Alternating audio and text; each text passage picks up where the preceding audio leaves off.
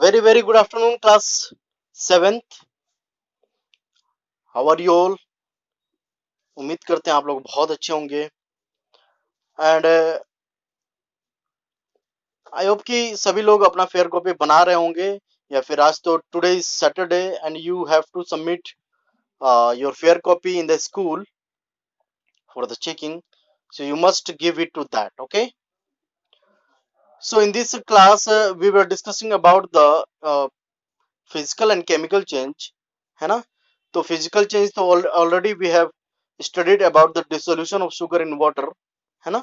Now burning of magnesium ribbon, clear है। Okay, so let's talk about the burning of magnesium ribbon, है ना।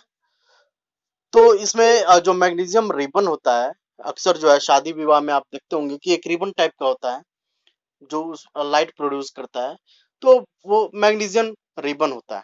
चलिए apparatus की बात करते हैं। If you talk about the apparatus and materials required, है ना। First one is magnesium ribbon, burner, test tube, red litmus paper, a pair of tongs, है ना। ये चीजें हमको हमें चाहिए।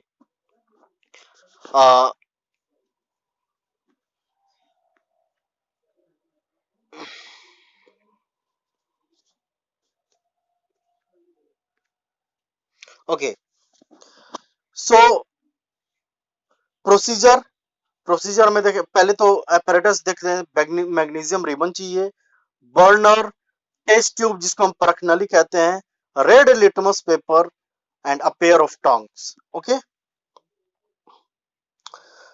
Procedure, take a magnesium ribbon and observe its physical properties. Magnesium is a light grayish white metal which is inert to reaction with water at room temperature, है ना। Room temperature वही होता है लगभग 20 डिग्री सेल्सियस, है ना। इसमें inert to reaction होता है वाटर के साथ। ये एक तरह का मेटल होता है, धातु होता है, ठीक है। सेकेंड पॉइंट कहता है hold the magnesium ribbon with pair of tongs, है ना। टोंग्स मींस होल्डर होता है, ठीक है। होल्डर चिमटा जिसको हम कहते हैं। Hold the magnesium ribbon with pair of tongs and heat it strongly in the flame of a burner, है ना। आप उसको हीट करना है।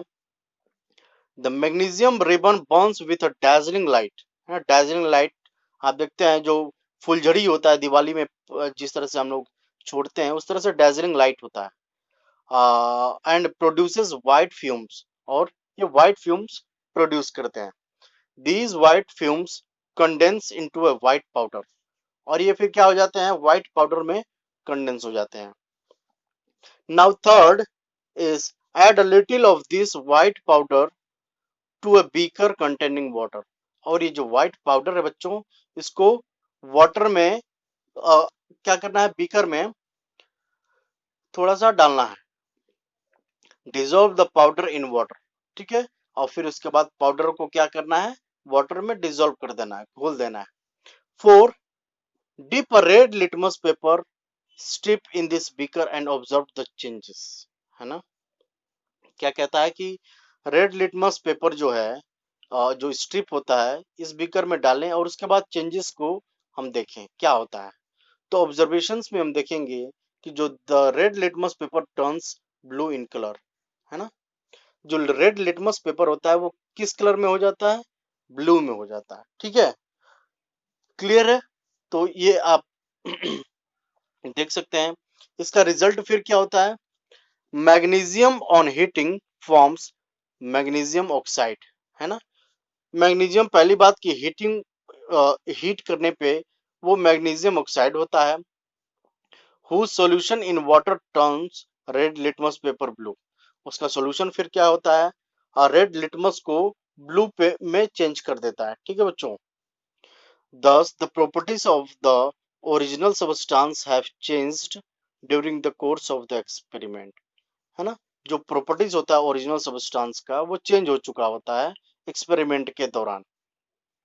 Hence, heating of magnesium ribbon is a chemical change, ठीक है। तो जो मैग्नीशियम को हीट करने की अगर बात करते हैं तो हीट करने के बाद वो रासायनिक उसमें परिवर्तन होता है। ठीक है बच्चों, तो ये आपका केमिकल चेंज से हुआ।